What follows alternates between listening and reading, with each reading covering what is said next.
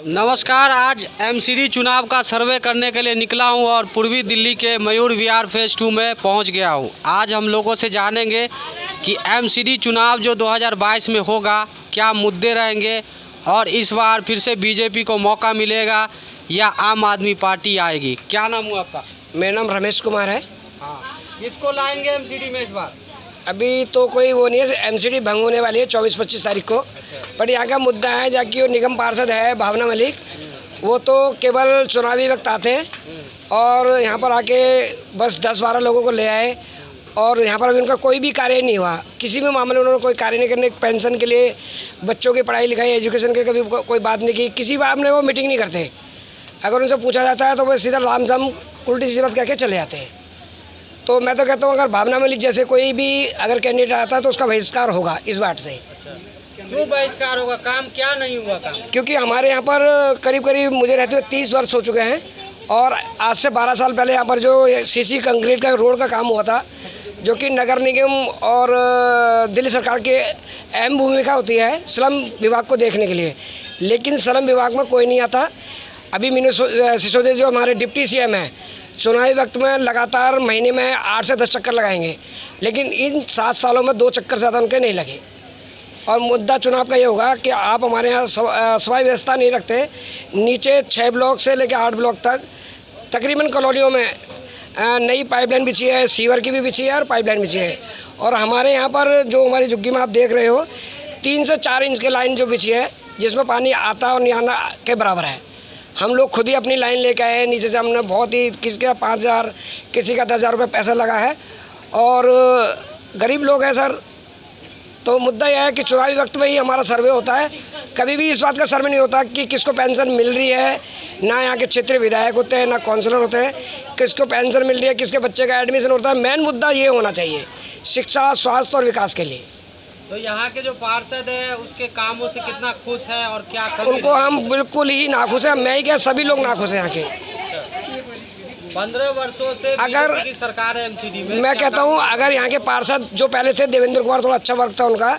भावना मलिक कभी भी मैं उनको चैलेंज करता हूँ, कभी भी मेरे आमने सामने आके इस क्षेत्र में आके बात करेंगे, मैं उनको कभी भी उनको चैलेंज करता हूँ कि मैं उनसे डू एंड डाई बात करूँगा कि आपने क्षेत्र में क्या कराया। क्या मुद्दे होंगे इस बार चुनाव में? आप इस बार मुद्दा हमारा वही है भाई साहब, फिलहाल तो स्वास्थ्य का है। अभी कोविड का टाइम चल रहा है, लोग शिक्षित भी है लेकिन उनको नौकरी नहीं मिल पा रही है। अगर कोई भी सरकार है, अगर वो कोई भी सरकार अगर ये कहे कि अगर एजुकेटेड जिस घर में है बच्चे उसको नौकरी दी जाए तो मेरे ख्याल से बहुत अच्छा होगा।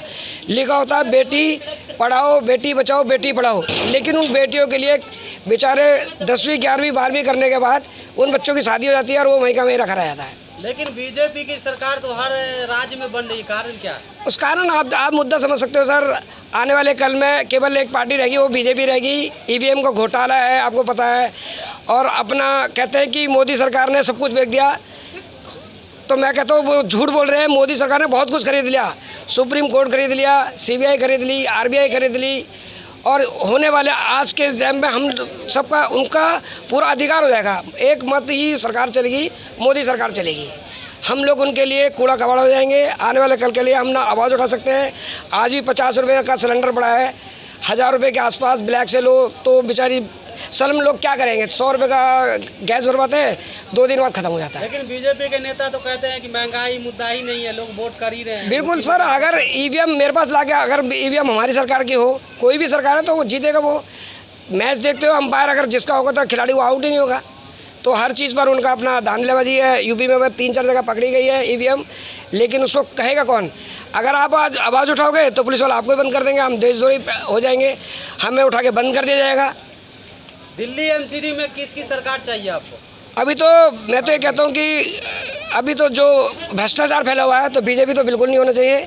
सही है, बात है केजरीवाल जी अच्छा काम कर रहे हैं, बाकी दोबारा कांग्रेस को मौका मिलना चाहिए एक बार।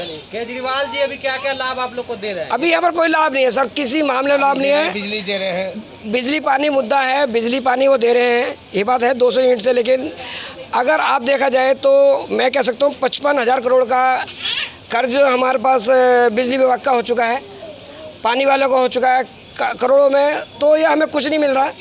किसी का अभी देखेंगे आप, अभी गर्मी शुरू हो गई है तो किसी का 10,000 भी लाएगा, किसी का 5,000 जाएगा, कभी किसी का 3,000 आएगा। आपने कहा कांग्रेस को मौका मिलना चाहिए, कांग्रेस तो बहुत कमजोर हो गई है। क्योंकि कमज़ोर हो गई है। देखो भ्रष्ट मैं फिर भी कहता हूँ भ्रष्ट कांग्रेस भी है, आम आदमी पार्टी भी है, बीजेपी। लेकिन अभी जो इस काम चल रहा है तो कोई भी सरकार आए वो साफ़ सुथरी आए, वो देश हित में आए, लोगों के हित में है। एमसीडी में कांग्रेस है इस बार मजबूत?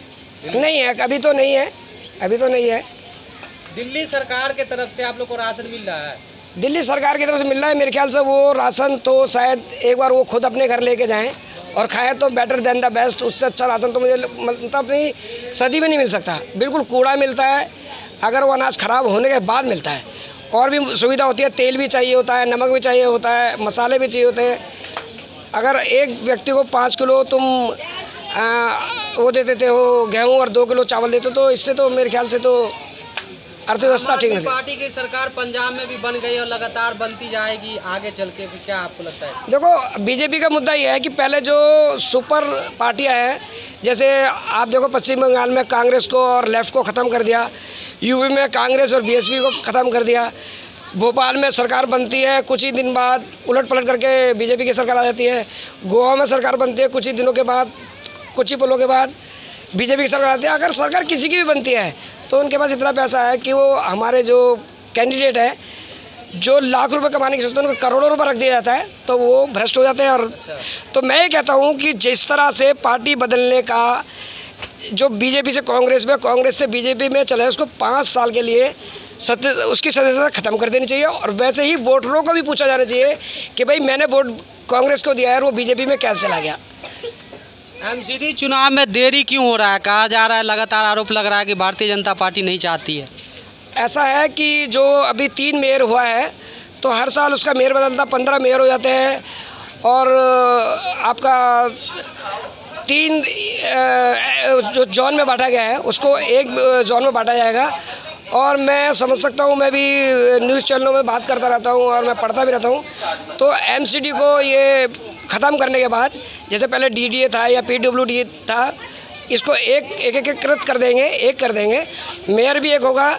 और जो छोटे बेचारे हमारे भाई कर्मचारी हैं, सफाई कर्मचारी हैं, स्कूल के कर्मचारी हैं, अध्यापक लोग, उनकी सैलरी लेट आती है, आंगनबाड़ी का केंद्र है, काफ़ी लोग हैं, तो उनको टाइम से तनख्वाह मिल जाएगी। का जो स्कूल है उसकी क्या व्यवस्था है? ठीक है, व्यवस्था ठीक है, लेकिन जगह जगह ठेके खोल दिए, एक के साथ एक फ्री का ऑफर है। मेरे ख्याल से अगर एजुकेशन को जिस तरह उन्होंने, अभी मेरी लड़की ने 12वीं में पेपर दिया है, उसने 2,500 रुपया समथिंग 3,000, 2 बेटी मेरी पहले भी ग्रेजुएट हो चुकी है, कभी भी हमने शिक्षा पे पैसा नहीं दिया। मैं एससी वर्ग से आता हूँ और मैं समझ सकता हूँ हमें वजीफ़ा मिलता है, तो वजीफे की तो बात क्या, हमने खुद 3,000 रुपये भरा है और मेरे पे स्लिप है। जब मैंने उनसे बात की तो कह रहे जी हमें मनीष सिसोदिया ने ऑर्डर दिया, डिप्टी सीएम जो हमारे शिक्षा मंत्री हैं, डिप्टी सीएम ने हमें वो किया है, तो सर आप उनसे जाके लड़ा लीजिए। अब मुझे तो मैं अपनी बेटी को पढ़ाऊँ या फिर घर बैठा हूँ, 2800 रुपये मुझे देने पड़े। और मैं समझ सकता हूँ कि अगर आप शिक्षा फ्री, बिजली फ्री, पानी फ्री करते हो तो चाहे बिजली पानी को फ्री ना करें, लेकिन शिक्षा को must better than the best करें। बट जो हमारी बेटियां हैं, लिखा होता है बेटियों को पढ़ाओ और बेटियों को बचाओ, तो साथ में एक तीसरा कॉलम भी लिख दो कि भाई हम उनको नौकरी भी दें, नौकरियां भी दिलवाओ। चलिए धन्यवाद। आप क्या कहिएगा? कुछ कह रहे थे जी? हम ना कह रहे, कुछ नहीं कहिएगा? ना हम ना कह रहे। तो हमारे साथ लोग जुड़े हुए थे एमसीडी चुनाव पर बात करने के लिए। आप देख रहे थे PN 24 न्यूज़। नमस्कार। हाँ बोलिए, क्या कहना चाहते हैं? हम तो कह रहे हैं ठीक ठाक रहना चाहिए, कॉलोनी के बाद पानी वानी सब चीज़ मिलनी चाहिए। क्या मिल रहा है सरकार की तरफ से? अजी कुछ ना मिल रहा, बेबतरबाद वाली बात। कौन सा अच्छा है सरकार आपके हिसाब से? बताइए, कुछ बताइए। कौन अच्छा है? मोदी जी ठीक है? नहीं, कांग्रेस चाहिए हमें तो बिल्कुल। ये समाचार बड़ा हाँ हमें तो इस बार और क्या। अच्छा चलिए।